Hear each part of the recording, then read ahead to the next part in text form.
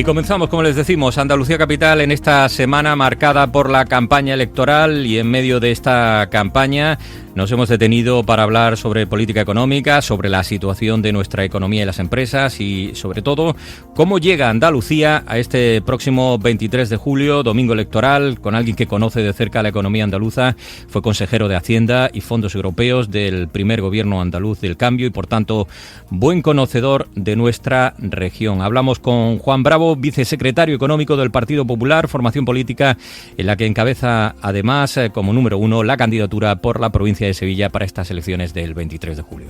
Juan Bravo, muy buenas tardes. Hola, ¿qué tal? Muy buenas tardes. Vicesecretario de Economía del Partido Popular, número 1 en la lista del PP por la provincia de Sevilla. Una provincia que se ha estado recorriendo durante todos estos días, se ha visto con ciudadanos y también ha tenido la oportunidad de verse con empresarios, con autónomos. ¿Qué le están transmitiendo, especialmente desde el ámbito de la empresa y de la economía, de cómo ve las cosas, de cómo marcha la economía nacional y en especial también la andaluza? Bueno, pues como dices, hemos tenido la oportunidad durante todo este tiempo de la campaña de poder tratar con personas directamente, pero también con asociaciones, también con empresas. Hemos intentado abarcar la realidad de la provincia, ¿no? ¿Y qué nos trasladan? Nos trasladan incertidumbre, nos trasladan cierta preocupación. ¿Y qué es lo que hay que ser capaz de transmitirle? Ser capaz de transmitir ilusión. Creo que estamos en un momento en el que es necesario una mayor cercanía entre la administración y el administrado, entre la sociedad civil y los políticos, el ser capaz de trabajar las cosas conjuntamente, y creo que hay una cuestión que nadie discute ahora mismo y es la necesidad de simplificar, de eliminar trabas administrativas y burocráticas, de facilitar de alguna manera todo lo que es el día a día de las personas y de las empresas, porque está siendo sin duda una situación complicada y todo eso tiene costes y nos hace ser un país menos competitivo y menos productivo. Dentro de esa incertidumbre, ¿qué pronostica sobre la economía que viene y que les puede tocar gestionar si finalmente a partir del domingo tienen la oportunidad de gestionar este país? Bueno, en primer lugar, yo creo que lo primero que hay que trasladar es que la economía no va como una moto, irá como una moto para el señor Sánchez y Nadia Calviño cuando va a los supermercados, pero el resto de los andaluces o de los sevillanos, cuando van a comprar en la cesta de la compra, pagan mucho más que antes, cuando pagan el recibo de la luz pagan más que antes, cuando pagan el recibo del gas pagan más que antes, o cuando pagan la hipoteca es de media 200 euros más cara que antes. Entonces, esa es la realidad que nos trasladan, y que han pagado 43.000 millones más de impuestos si comparamos el año 2022 con el año 2019, y a cambio se está asfixiando cada vez más, y creo que eso es lo que de alguna manera hay que ser capaz de corregir. Frente a eso, es verdad que hay situaciones y oportunidades que tenemos como país. Tenemos unas enormes oportunidades en el ámbito energético y Andalucía juega una posición súper destacada. Tenemos oportunidades en el ámbito de la reindustrialización, tenemos oportunidades en el ámbito tecnológico, tenemos oportunidades en el sector agro si somos capaces de darle respuesta en el agua, tenemos oportunidades en el turismo que además también requiere otro avance. Se hizo un avance muy importante en el año 2012-13 con el presidente Rajoy, estableciendo el turismo de compras, el turismo cultural, es decir, apuntando a algunos aspectos que eran necesarios mejorar, y creo que hay otra fase ahora con la digitalización que tenemos que hacer. Entonces, frente a esa situación complicada o del entorno, podemos fijarnos en Alemania, que se ha equivocado con las nucleares, eliminando nucleares, y eso lo ha pagado con su industria y está en recesión, o podemos mirar a Irlanda, que desde que pasó la pandemia ha crecido casi un 30%.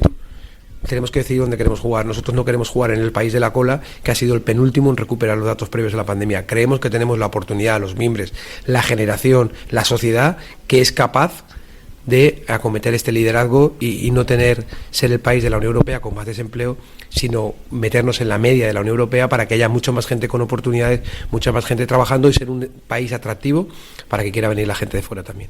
Sobre el problema del agua, está encima de la mesa además la propuesta de la creación de una autoridad nacional del agua y sin duda haría falta un pacto de Estado en esta materia. ¿Qué ha ido percibiendo de esos contactos durante estas semanas con el sector agro, de la preocupación latente que está ahí, que además puede afectar mucho durante los próximos meses al empleo? Bueno, pues yo creo que el sector agro para ellos es su prioridad. Fíjese que la PAC del señor Planas no es la más querida por los agricultores, pues por encima de la PAC te piden que le arregles el agua. Si le arreglas el agua, dice, déjame que yo me apaño. Piden eso y que protejamos los productos europeos. En el sentido de proteger, no es proteger de darles un tratamiento mejor, sino el mismo que los productos que vienen desde otros sitios, ¿no? Yo creo que eso hay que hacerlo.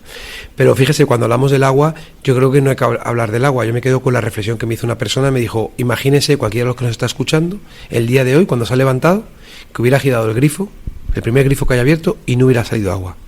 Que a partir de ahí imagine cómo es su día. Eso es de lo que estamos hablando, de un compromiso medioambiental. Es sorprendente que se hable tanto del cambio climático, del compromiso medioambiental, y no se hayan hecho políticas de agua en este país en 5 años. Que tengan más de 200.000 millones de fondos europeos y no haya hecho políticas de agua. Que tengamos un problema en Doñana, o que tengamos un problema en la presa de Rules o en otras tantas presas que allí requieren de obras del Estado y no se hayan hecho.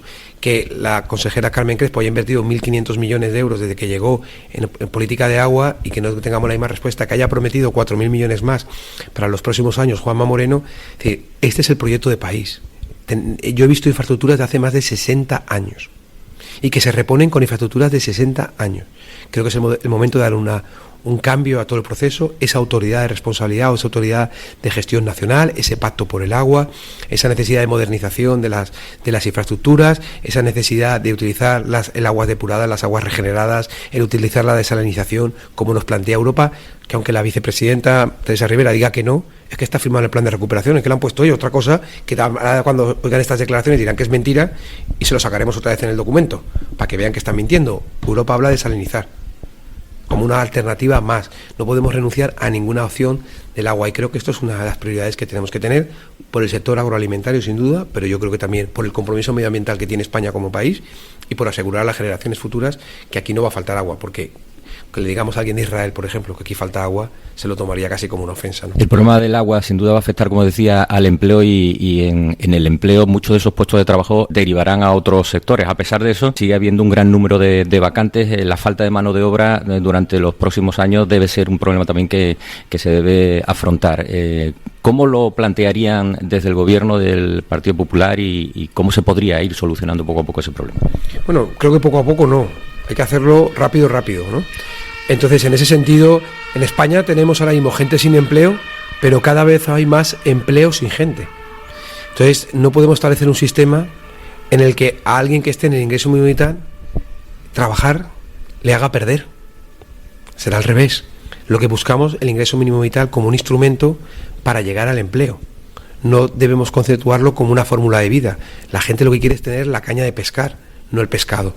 Entonces tenemos, por ejemplo, si hablamos de perfiles tecnológicos, más de 100.000 sin cubrir, sector de la hostelería más de 125.000, si hablamos de personal sanitario en su conjunto, sabe las necesidades que hay, si hablamos de ingenieros, el Colegio de Ingenieros dice que de aquí al año 2030 faltan 200.000, si hablamos de conductores de autobús o si hablamos del sector de la construcción. Eso hay que empezar a casarlo cuanto antes para que la gente tenga la oportunidad de trabajar, porque la gente quiere trabajar. Lo que no hay que hacer un sistema es que le expulse de la posibilidad de trabajar, y eso debe ser uno de los principales objetivos. Además, piense, si nosotros consiguiésemos estar no los últimos en desempleo, sino en la media, tampoco digo el 2,8 de Alemania, digo en la media, significaría, por ejemplo, en ingresos tendríamos 20.000 millones más para pensiones. Cuando hablan de que hay que reducir el gasto público en 6.000 millones, fíjese lo que tenemos ahí para incrementar el ahorro, más además lo que seamos capaces de no gastar, ¿no?, innecesariamente. Yo creo que ese es el principal reto que tenemos como país. Bueno, son varios, ¿no? El principal, pero el empleo es que es la mejor política social. Ya hemos conseguido que hasta algún sector de la izquierda reconozca que la mejor política social es el empleo. Es darle la libertad a la gente para que pueda elegir. Yo creo que eso es a lo que tenemos que aspirar todos, ¿no? Imagino que seguirán apostando por la formación profesional, ya lo han dicho durante la campaña, pero puede ser una de las grandes soluciones de este país para el mercado laboral, y en especial la FP Dual, aunque ahí también se necesita una colaboración muy estrecha de las empresas. Por supuesto, la formación profesional y el espejo es Andalucía. Desde que llegó en primer lugar Javier Imbroda, después Alejandro Cardenete y ahora con la consejera Patricia del Pozo, sabéis que es una de las principales áreas sobre las que se está trabajando, dotando de muchísimas plazas, porque cuando se llegó aquí había más de 40.000 plazas que se quedaban. O sea, que gente que pedía una plaza, 40.000, y no tenían plaza para poder estudiar. Eso no puede ser. Es un sistema que nos permite en 2 años ser muy ágil y rápido. Incluso gente que acaba carreras se acaba matriculando en algunas asignaturas de formación profesional por la especialidad que tienen, pero, como ha dicho, aquí hay un reto, ¿eh? Esto no es formación o empleo, esto es formación con empleo. Y tenemos que conseguir que los que son los autónomos, los emprendedores, los empresarios, las grandes empresas y las pequeñas participen de esa formación profesional y participen con un concepto valiente. Participen dando clases en esos centros, aquellos empresarios que son destacados. Necesitamos, como dice Antonio Banderas, que la gente quiera ser empresario, que quiera ser emprendedor, que quiera ser autónomo. Necesitamos que conozcan lo que es la necesidad de soldaduras, la necesidad de electromecánicos, la necesidad de mecamecánicos. O sea, necesitamos que esos conceptos estén. Entonces, para eso necesitamos que esa gente esté, que la sociedad, que la parte empresarial e industrial participe en ello, ¿no? Yo creo que eso es uno de los objetivos, como usted decía, pero es una de las bases sobre las que se tiene que fundamentar esta vinculación de la formación al empleo y sobre todo ser capaz de dotar aquellos elementos o áreas en las que nos están demandando gran volumen de personas para trabajar y que además en el futuro va a ser así, en el ámbito de la construcción, fontaneros, soldadores, o en el ámbito tecnológico de ciberseguridad o de inteligencia artificial, o si hablamos de la hostelería, la digitalización, o por ejemplo, si cogemos Holanda en el sector agrícola, en Holanda trabaja más gente que en España en el sector agrícola, pero menos gente en el campo, porque la han robotizado con mucha tecnología, pero hay mucha gente trabajando en la tecnología vinculada al agrotec y producen más que nosotros y tienen, bueno, pues eso nos tiene que hacer reflexionar que hay oportunidades que se nos presentan y no debemos dejar pasar. Ya por último, Juan Bravo, ¿qué va a pasar con los Next Generation, con los fondos? Se quejan los empresarios de que especialmente a las pymes, micropymes, no ha llegado y tienen muy poca información de qué pasa en el futuro con ellos. Pero no es que tenga poca información ellos, tienen poca información la oposición, tiene poca información las comunidades autónomas y tiene poca información Bruselas. Mónica Holmé ha dicho que no es capaz todavía de determinar cuánto dinero se ha ejecutado. Es el proyecto de país más importante que hemos tenido. Hemos tenido 3. Felipe González, en el año 86, y supuso una transformación de este país. En el año 98, la introducción en el euro con José María Aznar. Rajoy consiguió ese concepto europeo que no nos interviniesen, que no era poco, pero era más defensivo que ofensivo. Pero ahora tenemos la tercera ofensiva, que son más de 200.000 millones que ha tenido este gobierno o que se tienen para poder invertir. Es la gran oportunidad sobre la que tenemos que trabajar para transformar este país. Tenemos que conseguir una cogobernanza, Estado, comunidades autónomas, diputaciones, ayuntamientos, pero el segundo pilar es el sector privado. Tenemos que hacerlo conjunto porque esto va de todos, va de país. Y nosotros nos comprometemos en ese sentido a agilizar, tramitar, incentivos fiscales, beneficios fiscales, todo aquello que permita hacerlo más rápido va a ser una prioridad. ¿Con qué motivación llega ya finalmente a este 23 de julio y en qué primera línea se ve Juan Bravo del nuevo gobierno de Feijóo? Bueno, pues en cuanto a ilusión y compromiso, el máximo, porque ha sido una campaña, en lo poco que queda ya, muy bonita porque hemos sentido el calor de la gente. No hemos sido nosotros los que íbamos, han sido ellos los que se han acercado y eso también te anima a ver que la gente valora tu trabajo y responde a tu trabajo. Y en cuanto a mi posición, mi compromiso era, tal como me pidió Juanma Moreno y el presidente Feijóo, hasta que fueran las elecciones, en este caso hasta el 23 de julio. A partir de ahí el presidente Feijóo no tiene ningún compromiso conmigo, él es libre en general. Él no tiene mochilas, no tiene cargas, no tiene responsabilidades asumidas con nadie, con lo cual lo que puede tener la gente es la máxima seguridad de que va a elegir a los mejores y uno estará donde sea útil y donde sea válido. O sea que hay muchos sitios para ser útil y para ser válido. Pues mucha suerte y mucho ánimo para estos últimos días de campaña y iremos hablando en el futuro desde donde esté en esa primera línea del nuevo gobierno de Feijóo. Mucha suerte. Pues muchísimas gracias y mucho ánimo y gracias a todo el mundo por el cariño que nos han dado. En Onda Cero, Andalucía Capital.